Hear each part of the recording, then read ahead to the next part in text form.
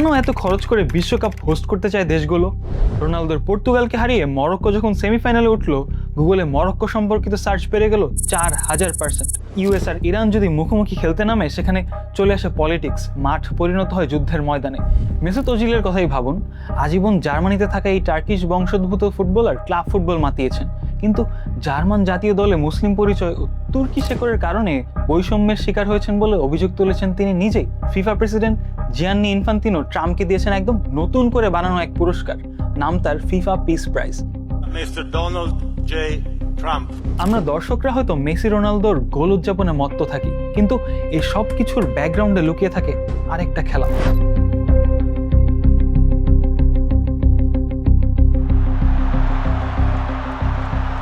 2022-এ Morocco world cup semifinal খেলার আগ পর্যন্ত মিশর ছিল আফ্রিকার সবচেয়ে বেশি ভিজিটেড দেশ, ট্যুরিস্টদের প্রধান আফ্রিকান ডেস্টিনেশন। আর হবেই বা না কেন, পিরামিডের দেশ মিশর শত শত বছর ধরে ভ্রমণ পিপাসুদের আকর্ষণ করে আসছে। কিন্তু 2022 বিশ্বকাপ তা বদলে দিল। রোনালদোর পর্তুগালকে হারিয়ে মরক্কো যখন সেমিফাইনালে উঠল, গুগলে মরক্কো সম্পর্কিত সার্চ বেড়ে গেল 4000%, আর মরক্কোর ভ্রমণ সংক্রান্ত সার্চ বেড়ে গেল প্রায় 400%। ফলাফল, পরের বছর ট্যুরিজম সেক্টর থেকে মরক্কোর রেভিনিউ প্রায় দ্বিগুণ হয়ে গেল। এই বৃদ্ধি এখনও জারি আছে। কেবল এই ডেটা দেখলেই বোঝা যায় দেশগুলো কেন ওয়ার্ল্ড কাপ খেলতে চায় আর হোস্ট করতে চায়। আর এই চাওয়াকে পুঁজি করে পলিটিক্স ও জিও পলিটিক্স। 2022 বিশ্বকাপ যে কাতারে হবে তা ঠিক হয় 2010 সালের 2 ডিসেম্বর জুরিখে ফিফার এক্সিকিউটিভ কমিটির ভোটে। 2022-এর জন্য বিড করেছিল 5টি দেশ: অস্ট্রেলিয়া, জাপান, সাউথ কোরিয়া, যুক্তরাষ্ট্র আর কাতার। ফাইনাল রাউন্ডে কাতার যুক্তরাষ্ট্রকে হারায় 14-8 ভোটে। কাতারের তো প্রয়োজনীয় স্টেডিয়ামই ছিল না ফুটবলিং হেরিটেজ। তাহলে সে কিভাবে জিতলো?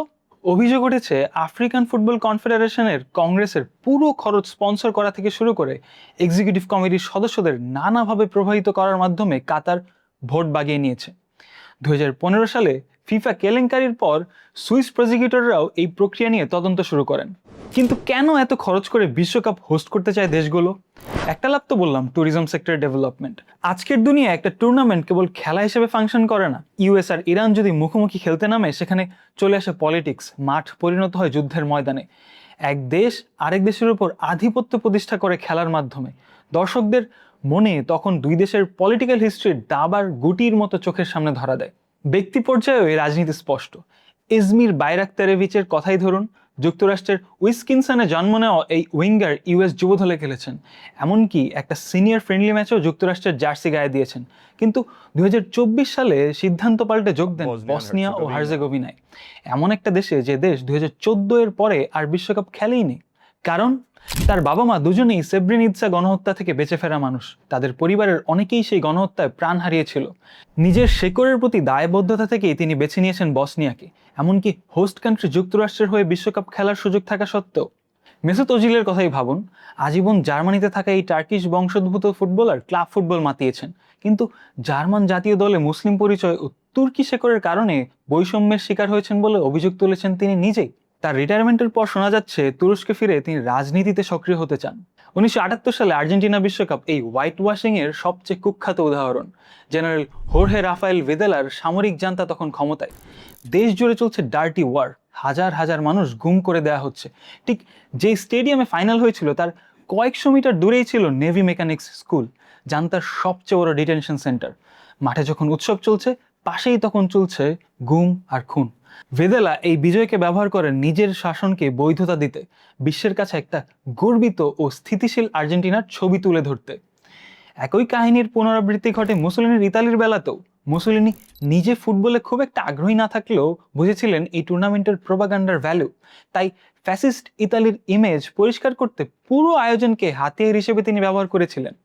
এবারের যুক্তরাষ্ট্র বিশ্বকাপও এই হোয়াইট ওয়াশিং এর বাইরে না। 2025 সালের ডিসেম্বরে বিশ্বকাপের ড্র অনুষ্ঠানে ফিফা প্রেসিডেন্ট জিয়ান্নি ইনফান্তিনো ট্রাম্পকে দিয়েছেন একদম নতুন করে বানানো এক পুরস্কার, নাম তার FIFA peace prize. Mister Donald J Trump, please.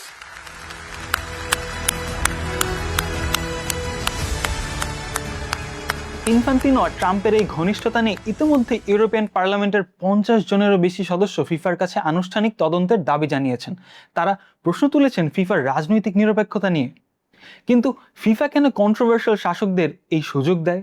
উত্তরটা সহজ, মনিটারি বেনিফিট। কন্ট্রোভার্সিয়াল দেশের শাসকরা নিজেদের হোয়াইট ওয়াশিংয়ের জন্য ফিফাকে বেশি মূল্য দিতে রাজি থাকে, যেমনটা আমরা দেখেছি 2022 কাতার বিশ্বকাপেও। হোস্ট করার বাইরেও দেশগুলো এখন ফুটবলে প্রচুর টাকা ঢালছে। জাপান, যুক্তরাষ্ট্র, মরক্কো, সৌদি আরব, কোরিয়া, তুরস্ক এর কয়েকটা উদাহরণ মাত্র। এর মধ্যে জাপান নেমেছে 2050 সালের মধ্যে বিশ্বকাপ জেতার প্ল্যান নিয়ে। দেশটি বিলিয়ন বিলিয়ন ডলার খরচ করছে ক্লাব আর ইউথ ফুটবলে। দেশের মানুষকে ফুটবলমুখী করতে বানাচ্ছে অ্যানিমে আর সিনেমা। আবার 2030 বিশ্বকাপের হোস্ট হলো মরক্কো। কয়েক বছর আগেও আফ্রিকার দুর্বল দলগুলোর মধ্যে একটা ছিল মরক্কো। জাতীয় দলের টানা বিনিয়োগের ফলে এখন তারা বিশ্বের সেরা দলগুলোর মধ্যে একটা। ইকোনমিক্যালি খুব একটা সচ্ছল না হওয়া এই দেশ কয়েক বিলিয়ন ডলার খরচ করবে পরের বিশ্বকাপ আয়োজনে। একই কথা প্রযোজ্য জর্ডান, কাতার, সৌদি আরব সহ আরব বিশ্বের অনেক দেশের জন্য। তাহলে আমরা কি দেখলাম? মরক্কোর ট্যুরিজম বুম থেকে কাতারের ভোট কেনা, বাইরাক্তারোভিচের পারিবারিক আনুগত্য থেকে ভিদেলার গুম খুন ঢেকে রাখা, আর ট্রাম্পের হাতে বানোয়াট এক শান্তি পুরস্কার। সব কটা ঘটনা একটা জিনিসই বলছে, আর তা হলো ফুটবল মাঠ কখনোই শুধু খেলা শেষ হয়ে যায়, কিন্তু যে রাজনীতি সেই মাঠে প্রজেক্ট করা হয় তা থেকে যায় বহুদিন।